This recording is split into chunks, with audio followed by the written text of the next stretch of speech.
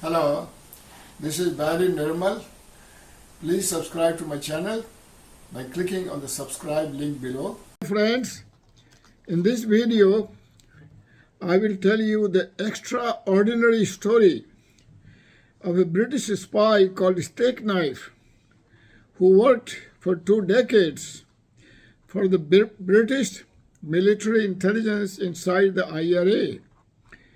He was at the heart of things within the IRA, and the British considered him their golden egg. He hobnobbed with top leaders like Martin McGuinness and Jerry Adams. He was the second in command of the Internal Security Unit of IRA, whose job was to investigate suspected British agents, torture them to extract confessions, present them before kangaroo court, and then shoot them in the back of the head and dump their bodies on the street. In 2016, the British government set up a £40 million investigation called Operation Kenova to investigate Stakeknife.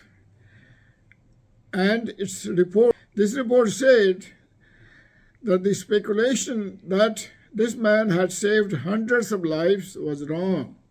It was more likely between high single figures and low double figures.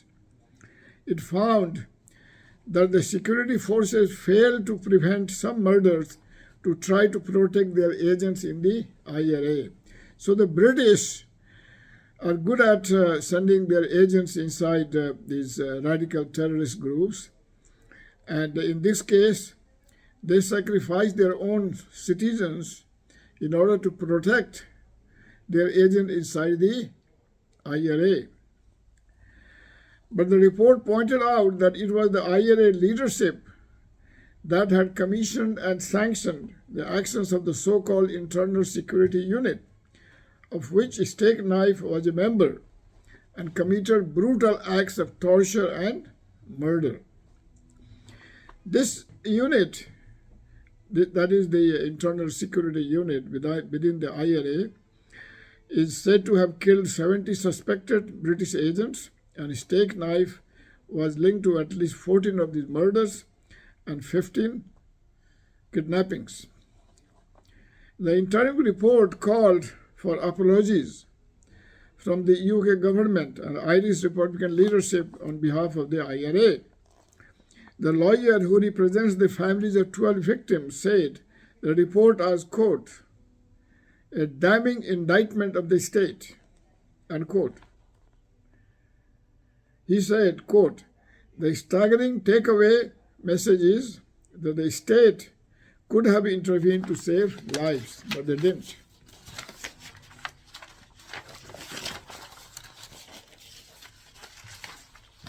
And this is the British state, which claims to be democratic and everything. And they always blame others being autocratic and dictators, but they themselves do these horrible things. So if this man's actions resulted in so many murders of British informers, why did the police not stop him? After all, the role of the police is to save lives. The reason is that in the British mind, his role within the IRA was of such great importance that 18 murders of their own agents attributed to him were peanuts. Through him, the military consistently got information about the thinking of the top leaders of IRA. And through him, they were also able to steer the IRA leaders from waging bombings and murders towards political negotiations. If the state had acted on intelligence provided by Stakeknife to save lives, he could not have remained within the IRA for so long. He would have been suspected by IRA leaders much quickly and expelled much sooner. The Kenova report says that the murders that could and should have been prevented were allowed to take place with the knowledge of the security forces. But the truth is that due to their informers, the intelligence services prevented 8 out of every 10 Belfast IRA attacks by the 1990s, as has been claimed. It has been claimed that he survived so long within the IRA because the state eliminated anyone who could have exposed him to the IRA. He was so important that a special unit of the intelligence called FRU, or Force Research Unit, was established just to deal with him. So the information he provided to the British enabled them to stop many abductions and murders planned by the IRA. In fact, it is possible that his role inside the heart of IRA probably finally convinced the IRA that they could not win the war that they were waging. Now let us trace the career of Stakeknife. His real name was Freddie Scappaticci. Here is a photo of him with Gary Adams. Here is another photo of him with Martin McGuinness. Martin McGuinness was the top leader of IRA, and Jerry Adams was the leader of Sinn Féin, the political wing of IRA. Scappaticci was born in 1946 to an Italian family which came to Belfast in the 1940s. In 1968, the violent conflict between the Catholics and the Protestants who were loyal to the British Crown erupted in Northern Ireland. Scappaticci joined the IRA as a low-level recruit. A bricklayer by trade, he was imprisoned without trial between 1971 and 1973. When he was released, he did not go back to IRA, but tried to make a living by engaging in fraud dealing with the building trade in Belfast. He was soon arrested, and the police tried to recruit him to be their informer. He agreed quickly because he hated prison life and did not want to spend many years again inside the jail. Later, he graduated from being a police spy to spying for the British Military Intelligence Force Research Unit. He was given an agent number 6126 and a code name Stakeknife. Now the question is, why did the intelligence like him so much, even though he was just a low-level IRA insider? This is because he was very aggressive and had an intimidating personality. Also, from his earlier stint inside the IRA, he already knew the top leaders of the IRA. So the British thought that he could be successful inside IRA. So in 1975, he became a paid spy for the army, reportedly crossing over after being beaten up by the IRA following a row with a senior member. Within a year, he was provided with a car fitted with all sorts of listening devices. In this car, he gave rides to IRA leaders, and his handlers listened to all the conversations. So very soon, British military started getting all the information through him. By the 1980s, he was operating at the heart of the IRA, within its internal security unit, which was known as the Nutting Squad, because the informers it covered were shot in the head. That is the nut. That's why it was called Nutting Squad, and their bodies were dumped after interrogations involving torture. He had a free hand in running at the Nutting Squad. So basically, one British spy was preparing other British spies for execution. This is pretty extraordinary, isn't it? So other states can learn from this, and they can send an agent inside a terrorist organization or a paramilitary organization, and his role could be to uncover the state agents.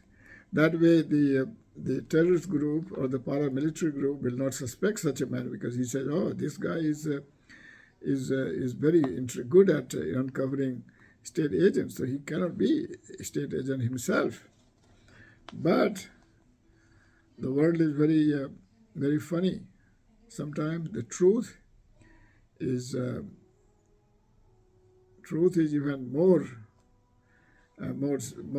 fictional than fiction itself. Anyway, Scappaticci is alleged to have worked closely with the FRU handlers throughout the 1980s and 1990s to protect and promote his position within the IRA, since he was so ruthless in torturing, interrogating, and killing suspects. IRA top leaders had no reason to suspect him.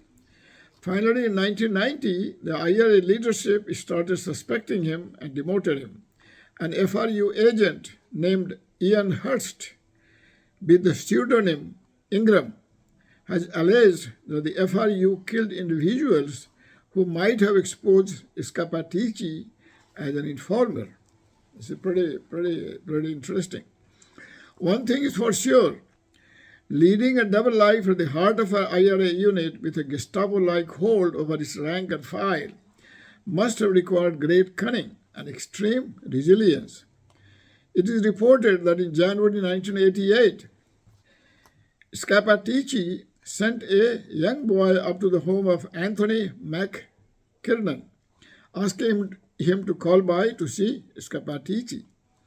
The Scappaticcis and McKiernans were friends. Children from both families had sleepovers. That was the last McKiernan's wife and children saw of him, accused by Scappaticci of nutting squad, of being a spy, something that his family strongly denied. Some 24 hours later, he was shot in the head. Now, how was Scappaticci exposed? That's interesting. Scappaticci's luck ran out in January 1990 after police agent Sandy Lynch was rescued from the clutches of IRA interrogators. The police thought Lynch was about to be shot after Scappaticci got him to confess. It was the same house where 1 year earlier another suspected police agent was tortured and killed. However, at that time, some top leaders of IRA also arrived to interrogate this police agent. The police also arrived and arrested the IRA leaders, including Scappaticci, and most of them were imprisoned for a long time. However, Scappaticci was spared jail time because the FRU knew that he hated prison life. So it's interesting. So this one, just this one act of sparing Scappaticci's jail time exposed him to the IRA. The IRA started doubting that, hey, maybe he's police agent because he was not sent to jail, whereas many of our leaders were sent to the jail. So the IRA became suspicious and removed him from the security unit. With his access to IRA secrets gone, the British Military Intelligence Unit FRU formally stood him down as an agent in 1995. Now, how was Scappaticci exposed as a British agent? That's interesting. In 2003, under the pseudonym Martin Ingram, former FRU agent Ian Hurst co-wrote the book Stakeknife, which lifted the lid on Scappaticci's double life as a highly paid British spy inside the IRA. Hurst believes there was an unwritten pact between Martin McGuinness and Scappaticci, which only fully emerged when senior members of the IRA wanted Scap expelled from IRA. When exposed by the media as being a Stakeknife, he denied it and left Northern Ireland a year later, when recordings surfaced of him talking to journalists about senior Republicans, including Martin McGuinness. In this recording, he is seen or he is heard talking frankly about top leaders like Martin McGuinness in a derogatory way. So how did he escape the same treatment at the hands of the IRA that he had helped mete out to others? It's interesting. Probably the reason is that the sight of his body dumped on the roadside would have provoked a slew of questions about those IRA leaders who had appointed him to protect the IRA from spies like him, and who also ignored warnings from their more skeptical comrades that Scappaticci was not to be trusted. When Scap was eventually out as a steak-knife by a former FRU operative in 2003, he was spirited to England, where MI5 told him the IRA knew he had been a spy. He was provided a new name, new house, and new identity. He spent the rest of his life as an ordinary person. He lived in England in a nice bungalow with high fence. So, from 2003 until 2023, when he died, he was protected by the state. Because he was still living under witness protection, little information about his death was publicly revealed, and it was only announced after his burial had taken place. Hello. If you have not subscribed to my channel, please do so by clicking on the subscribe link below. Also write your comments in the comment section below. Spread the word. You can share this video with your friends by clicking on the share button below, and you can share it with WhatsApp, with Facebook, Twitter, Instagram, and by sending email to your friends.